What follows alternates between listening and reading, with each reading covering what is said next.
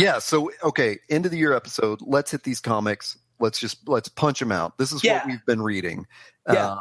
Let's do one. You do one. I'll do one. You do one. I'll do one. All right. Cool. Saga Volume 5, that is. I finally got it. If you've been following, you know I've been behind for like 6 months. So I finally read it. Loved it. The art continues to be awesome. The story continues to be weird as hell. I was really happy that they wrapped up, kind of tied up some loose ends that have been hanging out there, because I'm sure we've talked about this before. When you're reading those things in trade paperbacks, you expect an arc within that trade paperback, and sometimes when the couple of threads are left hanging for more than the next series, you're kind of like, oh man, are they ever going to come back to that? So I was really happy that got wrapped up. So yeah, super For the excited. kids at home listening who have never heard us before or have never heard of Saga, can you sum it up in just a couple sentences, like what they could expect if they pick it up? Oh my God, what you can expect. I mean, there is a dragon penis in this one. It's so crazy. That's all you need to say. Dragon penis. And yeah, I mean, is it a science fantasy? Is that an accurate term? Yeah, that's one of the things we've discussed. I would generally say I would probably just plop it in sci-fi, but ever since we had that conversation about fantasy and sci-fi, I think that's definitely where you got to put it. It's, there's some weird sorcery, there's an alien conflict. One of the things that, like, these spaceships don't necessarily look like spaceships. There's a whole race of robots in it, like they are a literal race that gives birth to more robots and stuff like that. And one of the things that's so interesting to me is there's this shadow of war that's always over, in the background and stuff. And that, is the motivation for so many of the characters, and especially these great themes of, like, the one character who's sworn off being violent versus the one who is just a committed pacifist, and the wife who's kind of in between, like her husband and her family. And it's a really cool, I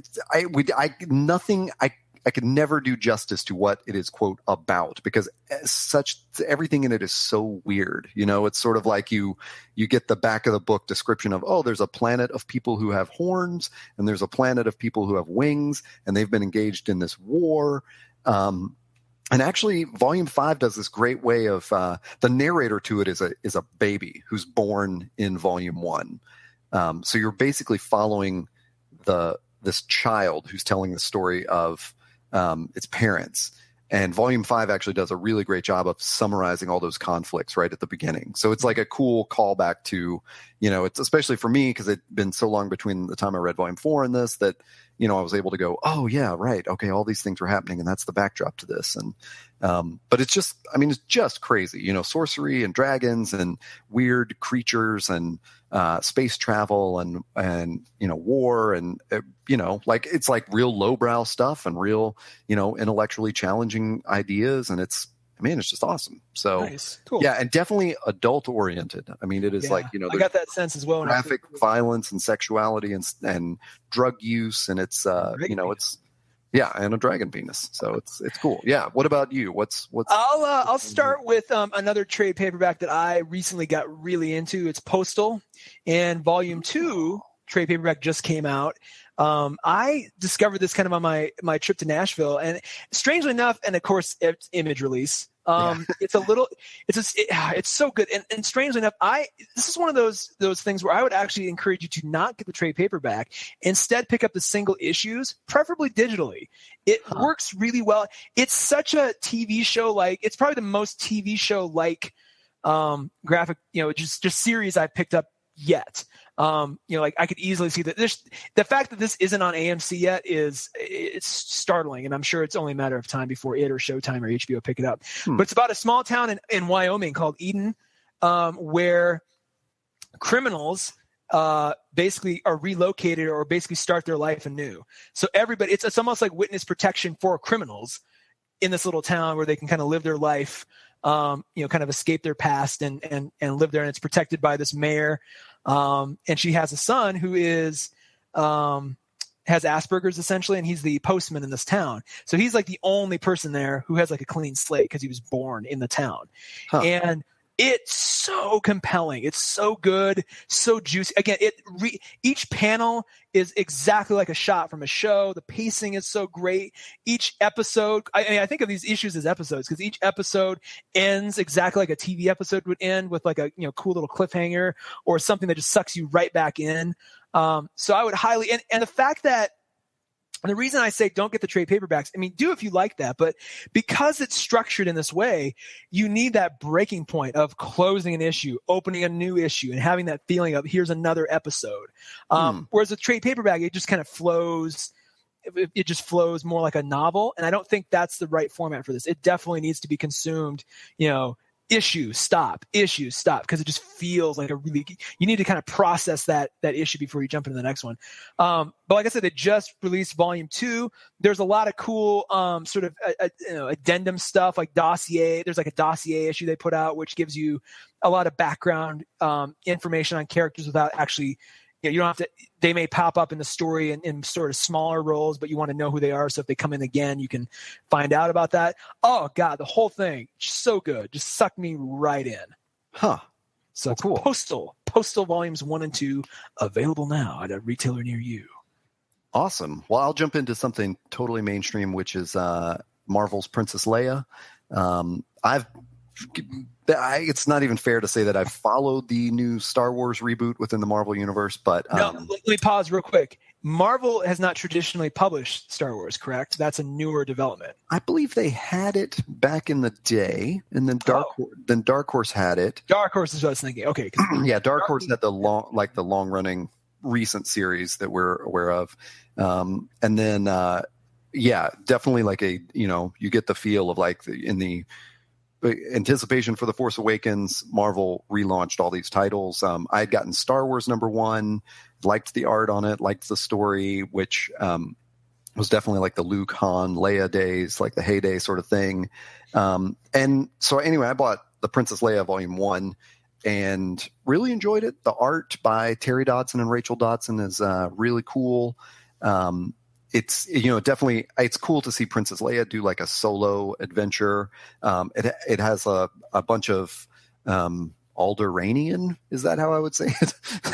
Of the there's a lot of Alderaan background on it. Like the planet has been destroyed, but she is going to rescue the survivors who are on different outposts around the universe, and so it gives her an opportunity to be this action hero. It still has the weird, confusing politics of the prequels kind of imbued in it, of like, is she a senator or a princess or a soldier? Like, what the hell is going on? Like, why do you elect your queen? I mean, it's so weird. So is it in canon? I mean, is it part of the continuity, or is it just sort of a weird sort of offshoot where much like the novels are like, we're not going to really acknowledge this as part of canon anymore?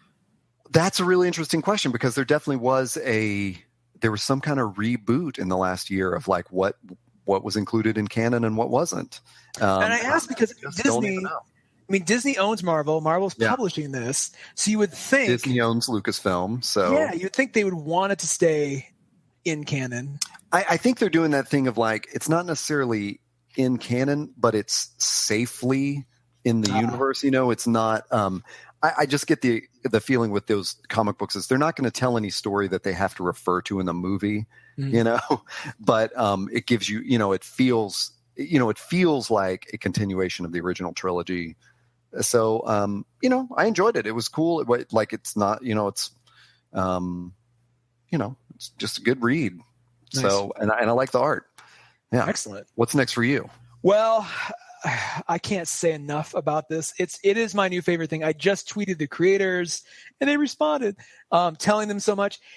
It's a little hard to find because you have to go into the store and find Image's monthly sort of, I don't even know what you call it other than magazine called Island, which they're now on issue 5 or volume 5 rather of Island. And Image puts it out monthly, and it's kind of a collection of just a lot of cool stuff, a lot of different comics. Some are new, some are like old out of issue stuff that you haven't heard of. Even like the inside cover tells a story of some kind. It's just a really cool collection of stuff that hasn't been around for a while. And in volume 3 of Island, they put out this series called Ancestor, which part 1 came out, and I was sucked. I mean, that sucked me into everything that Island is doing. Part 2 finally came out in the newest volume, Volume 5 of Island, and it is just as interesting and bonkers. And I don't even know.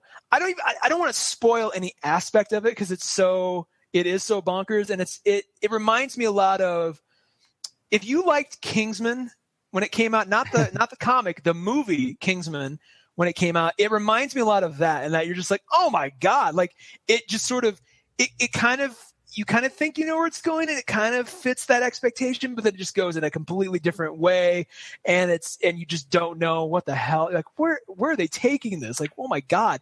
But at the same time, it still sucks you in to the story. It loosely, if I can give you a hint, it's about sort of a future where the natural evolution of mobile devices is taken to its conclusion, where instead of holding a device, you're just at all times surrounded by these kind of digital organisms that sort of float around your head and provide you're basically tapped in at all times to the internet. But it's like a really sophisticated internet where it's, you go to a date with somebody, and as soon as you walk in, like these little organisms are like showing you who that person is and all their likes and dislikes and their history, and everything's just beamed into your head. So you know that when you sit down, or even if you walk into a store to buy a sofa, like everything you need to know is right there. So everybody sort of has grown used to having all this knowledge at all times. And everybody you see also has these little organisms like swimming around their heads. So it's like you're constantly seeing the visual representation of this information around everybody. Well, what happens if you're taken to a house where this billionaire is throwing this party, and he has put up a suppression field, so you don't have access to this information anymore. You're basically naked now, and you have to sort of be at this party, but all of a sudden you find out this billionaire is completely out of his mind, and all this crazy shit is happening, and where's this going? And it's like a commentary on the lives we live now, but it's sort of a weird, not dystopia because it's not that, but it's like what if this power is taken too far? It's crazy. And then there's like, just like Kingsman, there are these weird twists where you're like, what the hell? Like oh God, it's so good. I can't wait for it to be put out in a collection of some kind. They've mentioned, hopefully trying to find an avenue for that in the future. But until then, go grab the Island either digitally or I'd recommend just the physical version, because the physical object is so neat to have. And just start keeping track of Ancestor. I don't know when volume 3 is coming. It seems to be a couple months in between, so probably maybe March or April, but I can't wait. Yeah, and like you'd mentioned before, Island doesn't necessarily keep every story running in each volume of Island. Yeah, so it might be that the follow-up to this is not in the next issue of Island, but in an issue that comes out 6 months from now or something. So, it just depends. Sometimes they do carry on the next issue, sometimes they don't. So you just got to keep aware, and the Island sort of curators have done a really great job of mixing it up every time, and giving the people that contribute time to really develop their stories. So like part of me is I'm kind of glad this isn't shoehorned into it needs to come out each month, because if these guys are if this is what we're going to get, and this is they've only done two volumes so far, and it's a 4-volume arc. So we do know that. So that's cool. Can't wait to see. Oh God, I can't wait to see where I shouldn't say volume, part 4 or part 3. And it's packing so much story into just a little, what would be a kind of an oversized single issue. I'm just like, oh God, it's so good. Cool. Well, I'll say I've picked up issue 1 or book 1 of DK3, The Dark Knight 3, which is called The Master Race.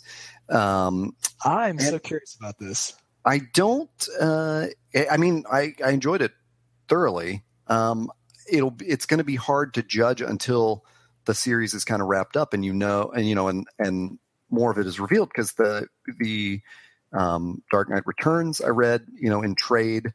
Dark Knight Strikes Again I totally avoided because of the art. So you don't have that sting kind of. Right. Okay. I did, as we've mentioned before, I did pick up Holy Terror, which is Miller was writing a Batman story called Batman Holy Terror Batman. And he scrapped it and turned it into this jingoistic rant against foreigners, and it's a really terrible thing that nobody should have to read. And so, I kind of I was just sort of reserved.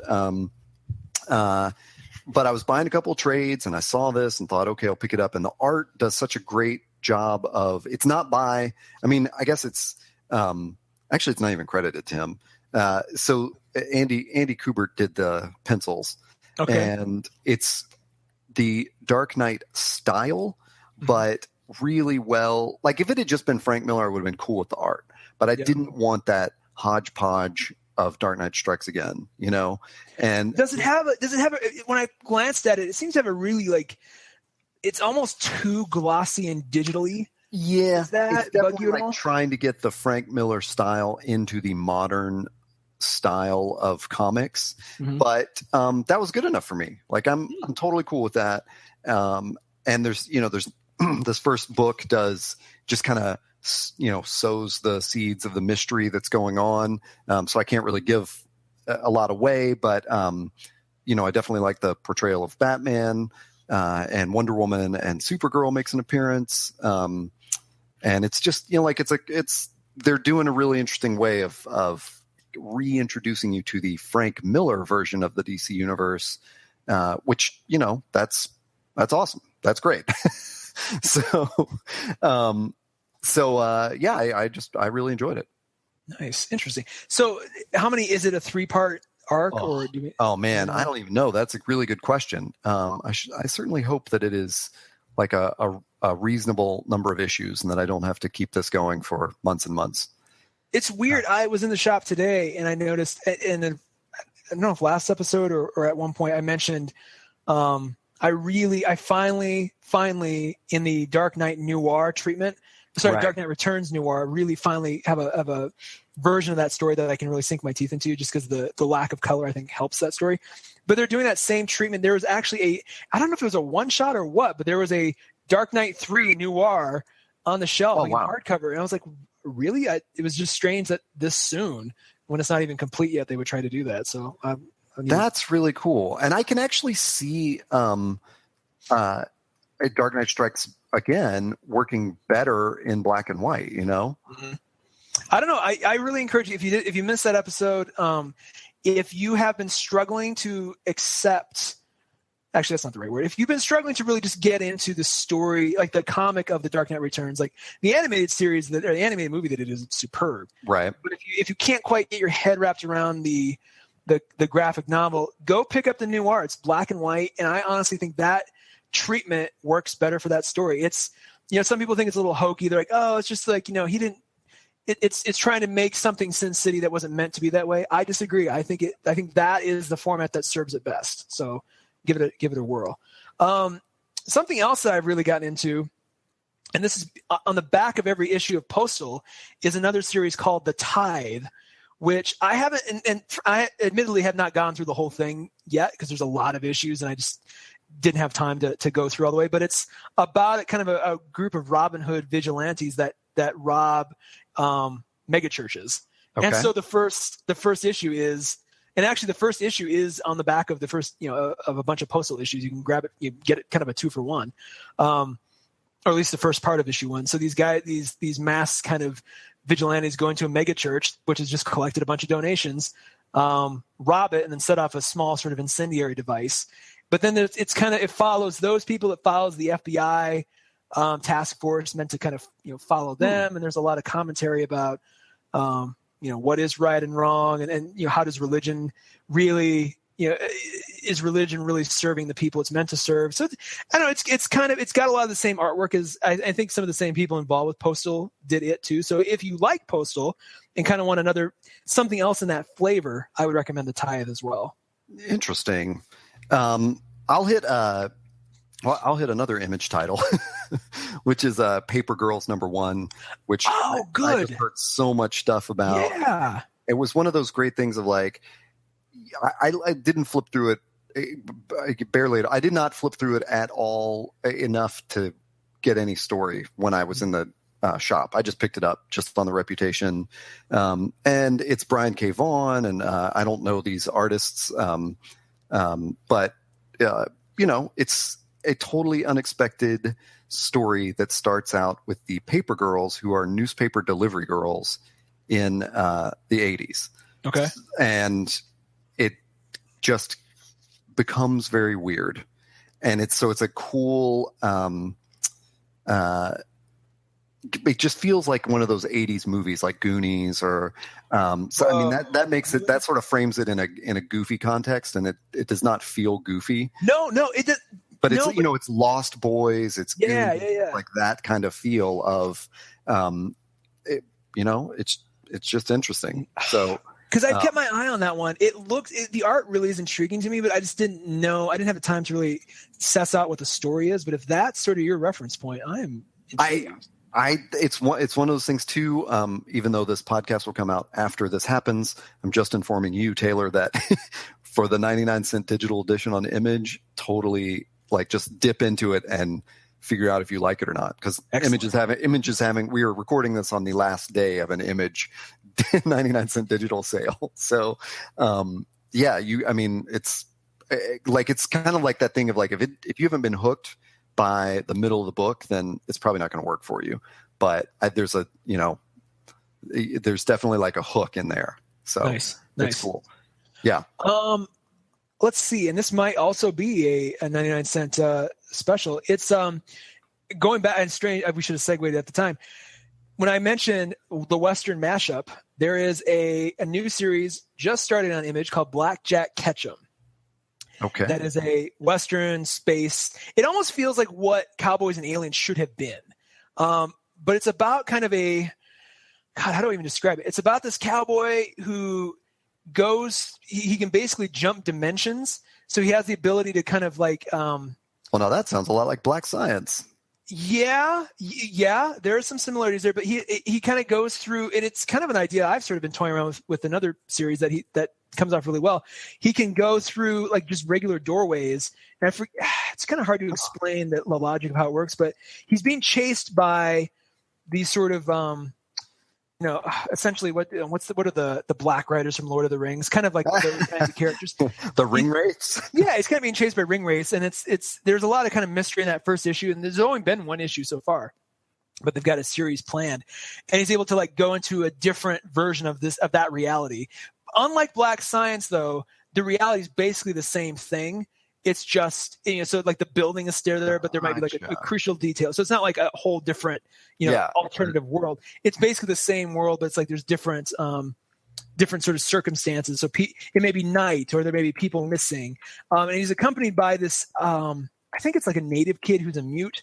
So it's just, for me, it kind of looks like there's a little bit of like Moebius kind of like Giraud sort of style in the art that I really liked. The guy who is Blackjack Ketchum looks exactly like the guy who is the bad in The Good and the Bad and the Ugly. That actor, I can't remember his name, but if he wasn't drawn to match that guy, I'll be incredibly surprised. But the mustache, the complexion, the eyes, so that really sucked me in. I'm like, because that's one of my favorite movies of all time. So if you're a Western fan and you want like a solid sort of mashup that's not too wacky, definitely check it out. Blackjack Ketchum on Image. Awesome. Well, I'll mention another Image, of course, that we have both read, which is issue number 1 of Huck. Yes. Which was, how did you pick it up? I saw it I think Image, their blog, or IO9 just did kind of a little like before it came out. It's frustrating, but they do these like interviews with the creators, like, hey, this is a series and it's not out yet, but here's what it's about. And I was kind of intrigued. I was like, oh, this looks really cool. And the art just looked gorgeous to me. And it's a Mark Millar story. And I'm always intrigued by Mark Millar. I have this weird thing where I really love his concepts, but then I think the films based on his concepts are executed better. So I don't know.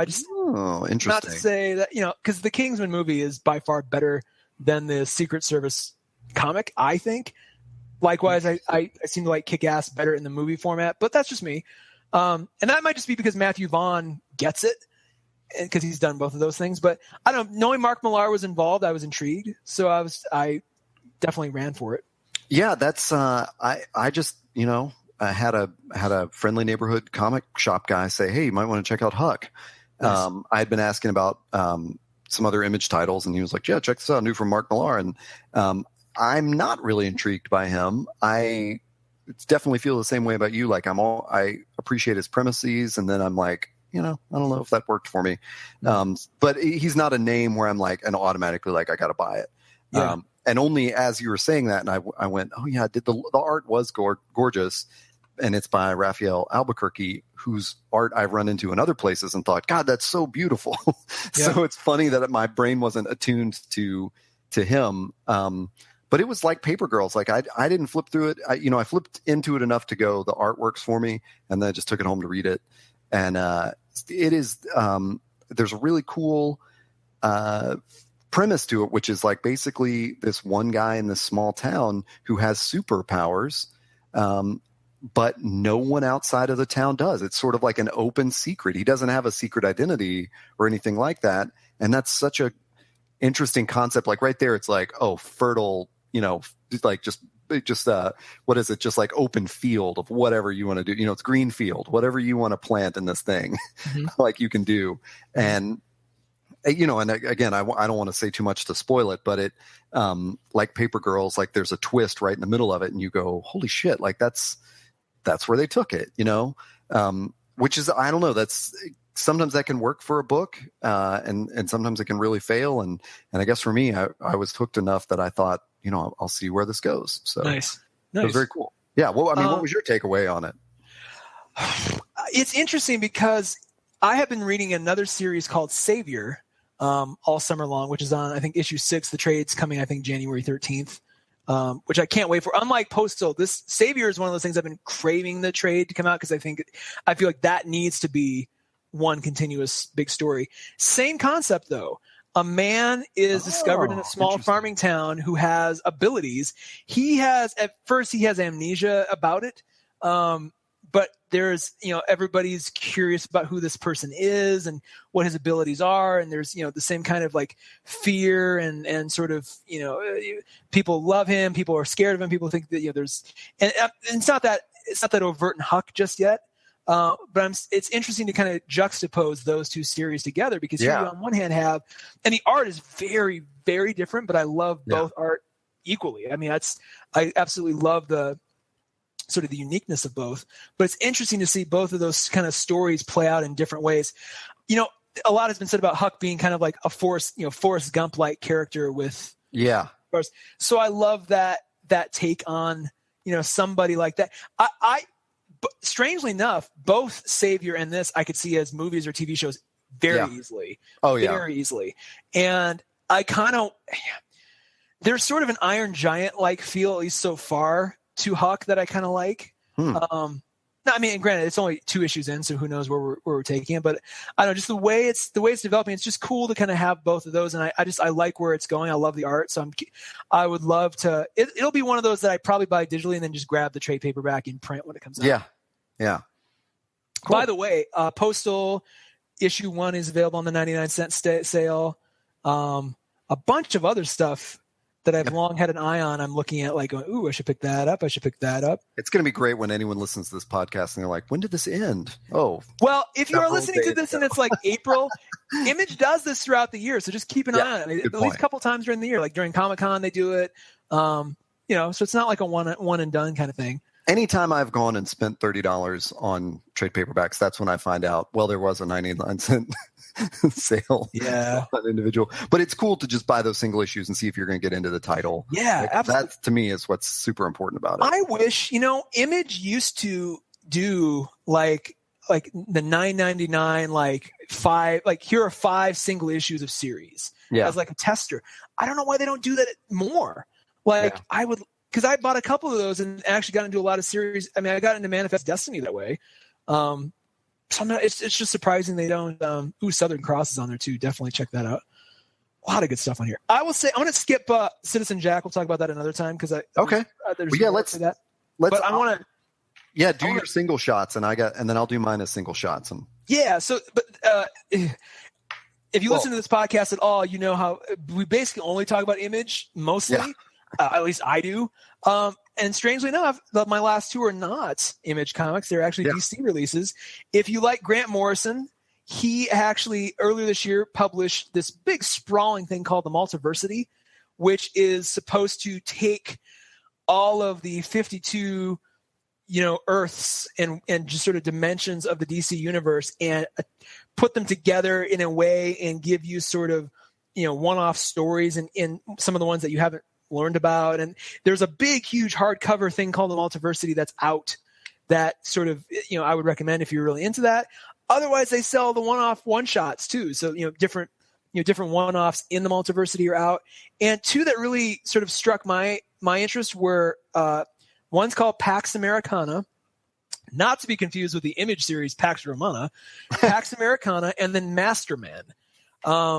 And Pax Americana really intrigued me because it's the Charlton Comics characters, which the Watchmen were based upon, done in a Watchmen-like way. Okay. So the way the panels are set up and the way it plays with time and the story mechanics of Watchmen are applied to the Charlton characters. So it's almost like what would have happened.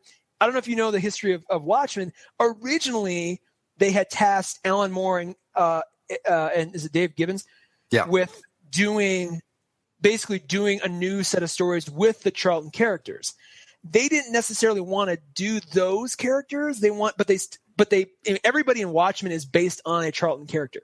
So it's cool to see what would have been had they gone ahead and actually done, a story in the vein of, with the actual Charlton characters. Yeah. So it's cool. You get to see kind of how their Watchmen counterparts behave, but where the differences actually are. So it's really cool. If you're a fan of the Watchmen in any way, shape, or form, I definitely recommend it. I picked up the Kindle version of that. And then the Mastermen is what would have happened. And I forget which version, which Earth number this is. Right. But it's what would have happened if Superman had landed in Nazi Germany instead and had been raised with as a Nazi essentially. And the Justice League is a Nazi Justice League. So, it's frustrating because that one, I want more. I want a whole series of this. Wow. And it's just a one-off shot. And in fact, I had to go, kind of Google for 20, 30 minutes, making sure that there weren't any other volumes yet or issues. Right. And it was just a one-off. So I was kind of like, oh no, I want to see where this keeps going. Cause it kind of ends on a cliffhanger, but it's so intriguing to see how these characters would have behaved under these circumstances. So definitely Pax Americana and Masterman. If you just love Grant Morrison or just want to bite the bullet and buy the entire Multiversity, you can probably get it for a deal or a steal on Amazon and just grab the hardcover if you're going to do that. But the one-shots are single issues on Amazon as well. Cool. Well, I'll do my single shots were all Marvel related, which was the Marvel has rebooted, or not really rebooted, but relaunched everything as the all different Marvel. And I had really been enjoying Thor, the Goddess of Thunder, where Jane, what's her name, is found worthy, of carrying the hammer. And I'd read the first two trade paperbacks. I didn't know where it went after that. But as in this relaunch, she is just the mighty Thor. And I'm still enjoying it. Same team. I love this artwork. I love the direction it's taken. Marvel always takes like these, they have their own sort of Norse gods universe. It's, it's not really, strictly, following the actual Norse myths. And, so it's just, it's kind of cool to watch them play around in that. And so under those guidelines, why not have Jane Foster pick up the hammer? Like it's pretty cool. It is a little dark because she's dealing with cancer and there's some, she has cancer. Yeah. And so there's some rules to the universe that we weren't really aware of during, at least in those first two volumes of Goddess of Thunder, that are established in this, which are, if she gets chemo and she turns into Thor, it cleans her blood out of all the chemo. So when she turns back into Jane Foster, it's like she never got the chemo and she has to go through all the pain again. And it's pretty dark and pretty brutal. I mean, there's a couple of scenes where it was like literally hard to read. You may have just sold me on this series. Oh my God. They're 2 issues into this and you don't need to have read. What I liked so much about Goddess of Thunder was it didn't start in this place. It starts in the middle of, a battle and a mystery of like who took this hammer and why can't Thor Odinson pick it up? And as this series starts, it's like all you really need to it's already been revealed that it's Jane Foster. We've talked about that spoiler before, so it's like if you pick it up, you're not going to care about that mystery of who is holding the hammer. You're just going to know it's Jane Foster. She's got cancer, and these also start off with we don't know where Odinson is, whereas the trade paperbacks, or at least those first 2 volumes, those arcs were kind of this mystery of, what is Odinson going to do about this, and where has he gone off to? So I'm really liking it. I also picked up, for whatever weird impulse, I picked up the Totally Awesome Hulk #1, which is a reboot, a reimagining of the Hulk. And he's totally awesome this time. He's totally awesome this time.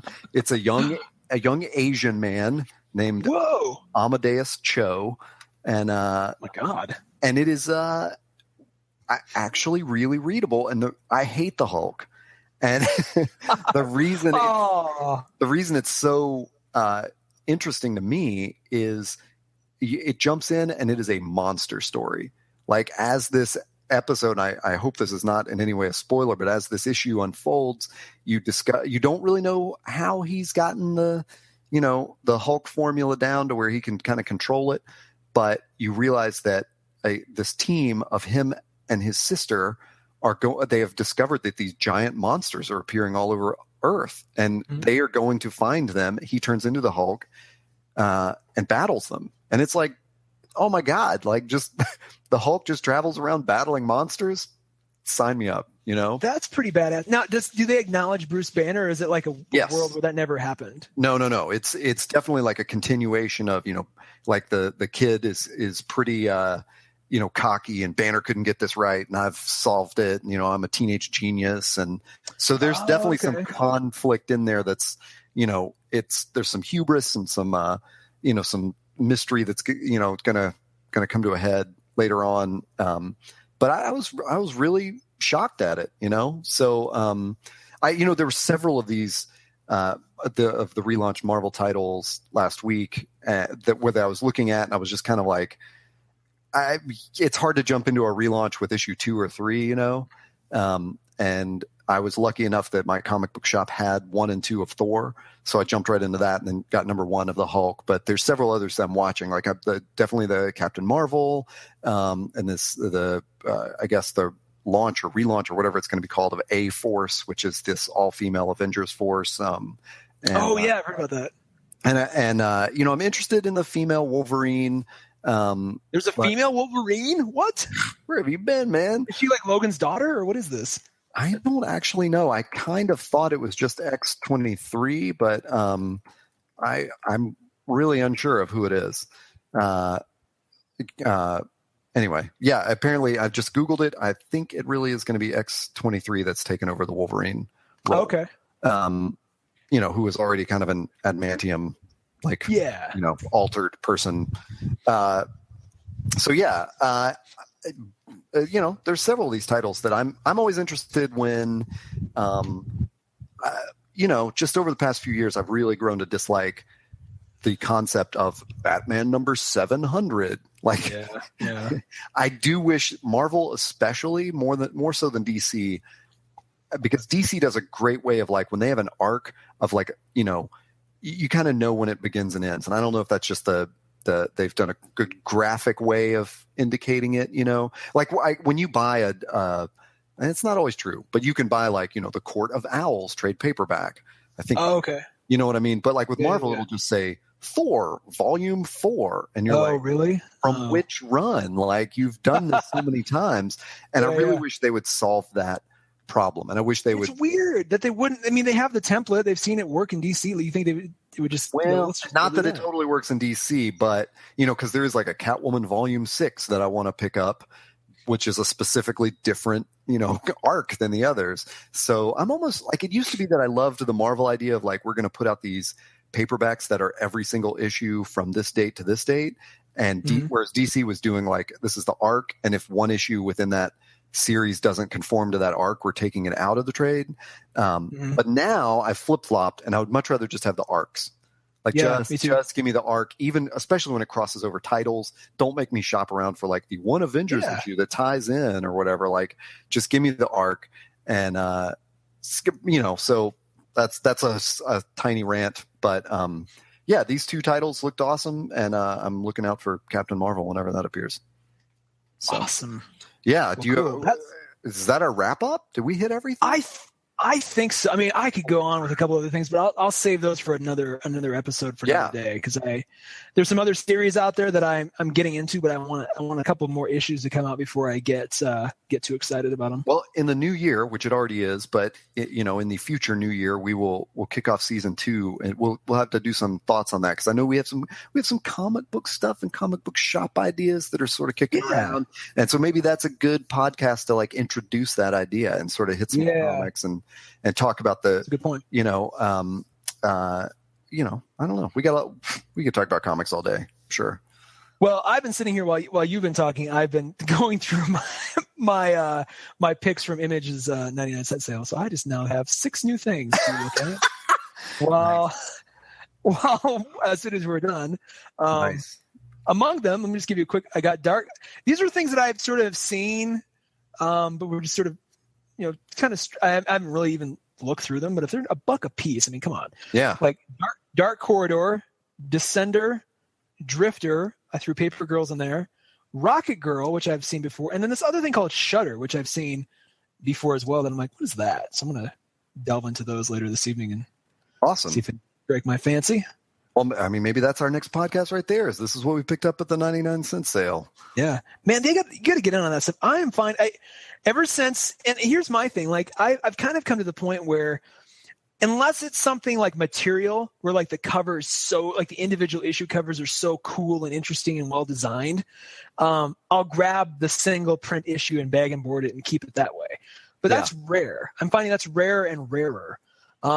And I'm much more interested in grabbing, like I'll grab single shots digitally and then just get the trade paperback physically when it comes out. Right. Interesting. In most cases, obviously Postal, like I said, is kind of an exception to the rule, but I'm finding that more and more that's kind of my thing. Cause I would totally be on board with that if it were $1 or $2. But when the digital edition is $4 and the print edition is $4, it's not always. Sometimes the digital is like $2.99 and the print's like $4.99. So like, I'm finding like if I were to grab and print all the single stuff I grab digitally, I wouldn't have room on my shelf. Right. So kind of like in that mode too, where I'm like, well, do I really want to take up space with another print thing? And like a lot of my comics that aren't Image, I grab off of Amazon. I grab like the Injustice, Gods Among Us stuff. I grab as the Kindle versions. I've never bought a physical. The Masters of the Universe stuff I grab digitally. So I'm kind of like in that space anyway. And the Image stuff was actually the exception to the rule. Now I'm kind of like, well, like Southern Cross. I don't need to own every Southern Cross. I just want the trade when it comes out like mid-January. So right. So we'll see. I mean, cool. I did the same thing for No Mercy. Like I ended up selling off my single issues of No Mercy because I have the trade, which is that's fine. that's all you need for that. So right. Anywho, I say that puts a pin in it, man. We should wrap it up there. I don't know how long this thing is. We may have to. Yeah, this may be a 2-parter or a 3-parter. Or if we do split it, let's just take the comic review stuff and make that its own issue, and like that'll be like our comic compendium. Sure. And like we'll call it like the supersized year-end spectacular. Awesome. So, anywho, man, I think that's all we need to say. So. Cool. All I got to say after that is, oh, man, that was not the sound effect I was expecting either. Anyway, that works though. That leaves us. It puts an ominous sort of like, ooh, what will happen? Yeah, I've been Todd A. You have been Taylor Trask. That's right. Find us at toddandtaylor.com. Yeah. Or on Twitter, I'm at HeyToddA, and you are at. I'm at Taylor Trask, TaylorTrask. I was so tempted to say it. I know. Don't do it. I didn't. Okay. All right. Well, however many episodes this becomes, that will be what you've just listened to. And we will please, check us out online. And we've got tons of other podcasts up now. And we will, have something up shortly after this. That's right. Well, we hope you guys had a great 2015 and have a great 2016, and we'll catch you soon. All right.